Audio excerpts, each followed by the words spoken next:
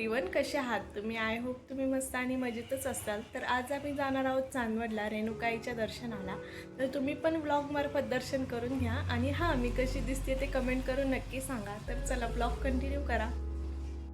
तर माझी बाकीची कामं चालू होती तोपर्यंत ह्यांनी देवपूजा करून घेतली आणि सकाळची देवपूजा हेच करतात.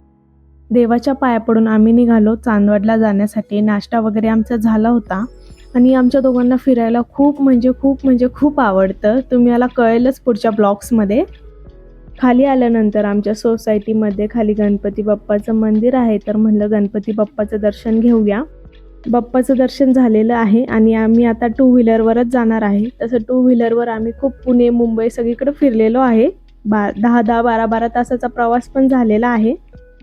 त्यामुळे आम्हाला टू व्हीलरवर असं काही अवघडल्यासारखं वाटत नाही. आम्ही खूप एन्जॉय करत फिरतो आणि खूप मजा येते, हवा लागते, छान वाटतं.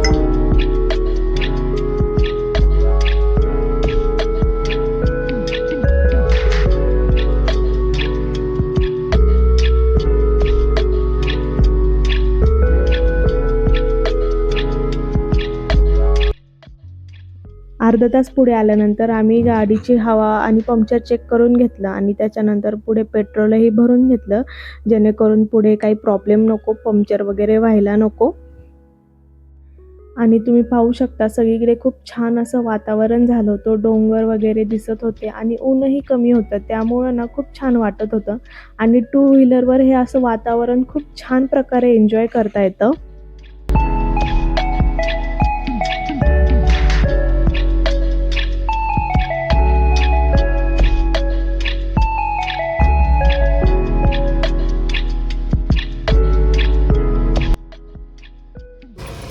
तर गाईज आता आम्ही पोहोचले देवीच्या मंदिरामध्ये. मला आता ओटी वगैरे घ्यायची आहे, तर बघूया आता दर्शन कसं काय होतंय ते. मंदिराजवळ आल्यानंतर फारशी काही गर्दी दिसत नव्हती. असं वाटतंय की दर्शन लवकर आणि छान होईल. तरी पण बघूया आतमध्ये गर्दी आहे की नाही ते. देवीच्या मंदिराबाहेरच मी देवीच्या ओटीचं सामान घेतलं आणि देवीची साडी मी घरूनच आणली होती, कारण नवी कोरी साडी हिरव्या कलरची घरी होती, त्यामुळं मी घरूनच साडी घेतली. आणि कोणत्याही देवीच्या मंदिरात गेल्यावर देवीची ओटी भरायची असेल ना, तर मी हिरवा किंवा लाल ह्याच कलरची साडी घेते देवीसाठी.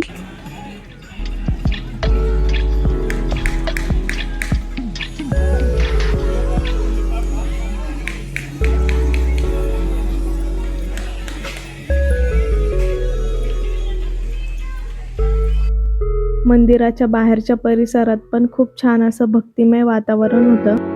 त्यानंतर आम्ही मंदिराच्या आतमध्ये गेलो. मंदिराच्या आतमध्ये फारशी गर्दी नव्हती.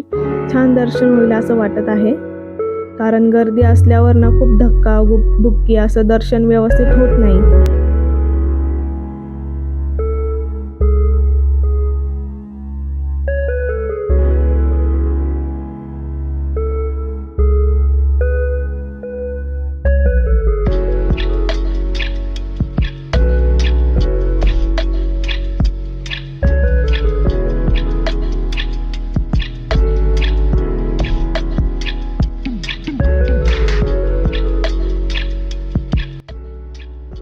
तर आता दर्शन वगैरे सर्व छान झालेलं आहे. आता निघतो आम्ही घराकडे. तर चला, त्याआधी काहीतरी खाऊन घेते, मग घरी जाऊ. आम्ही देवीजवळील हारही घेतला होता गाडीला लावण्यासाठी. तोच हार हे गाडीला लावत होते.